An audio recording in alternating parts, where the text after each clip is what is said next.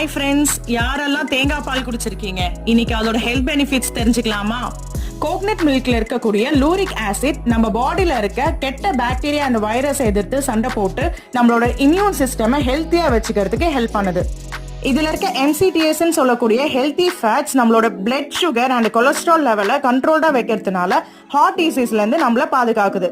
Empty ஸ்டொமக்ல coconut மில்க குடிச்சிட்டு வரும்போது இது இன்சுலின் செக்ரேஷன்ஸை இம்ப்ரூவ் பண்றதுனால டயபெட்டிஸ் பேஷண்ட்க்கு ஒரு குட் சோர்ஸ் ஆஃப் ட்ரிங்க்னே சொல்லலாம்.